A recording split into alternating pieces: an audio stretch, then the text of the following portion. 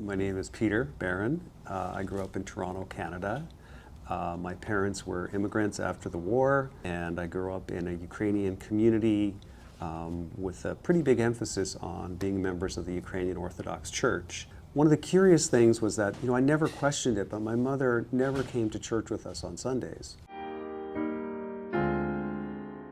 And my mother had died of cancer, and so I didn't have that opportunity to find out from her directly, like what my family's history was. So I was having dinner with my dad and his companion, Flossie, and I just wanted some details. So I said, can you talk about Mom a little bit and tell me some of the history here? And he was just like, oh yeah, we'll get to that another time. And I'd sort of been stonewalled like this many, many times. And so this time I was like, no, we're going to talk about it right now.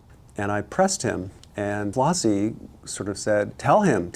And then she just blurted it out. She was Jewish. When I found out the information that my mother was Jewish, I told my wife at the time, and I didn't quite know what to do with this information. And ultimately it led me back to find a source, which was my cousin. So I called my cousin Ephraim on the phone. I said, I've discovered that my mother was Jewish, that this whole story that was concocted is not true. And he said, you have done a huge mitzvah for our family. Through a series of phone calls, I was able to figure out that my mother was a Holocaust survivor, that she and her sister, my Aunt Rose, had been orphaned. They were hid in a barn. At some point, my grandmother had to go out. She was rounded up and put on a train. She somehow escaped. The story that my cousin said is that she was a slight woman, so she escaped through a window on the train and went back to her children. And then the second time she went out to do something, they shot her on the spot. And so my mother, my aunt, and my uncle were all orphaned at that point. It was decided that my mother and her sister would be sent to Austria, given false identities as Catholics, and that my uncle, whose name I don't even know, strangely enough, it was too risky for him. I think he was ultimately killed somewhere in Western Ukraine.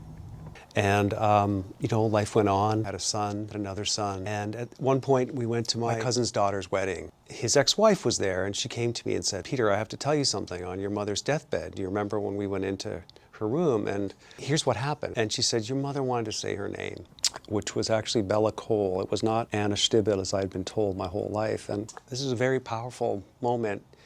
And it was the catalyst that made me realize that I knew what I had to do with this, was just to kind of share this, honor my mother's legacy, because she raised me with the values of being very tolerant, open, kind. That's what I hope I can pass on to my kids.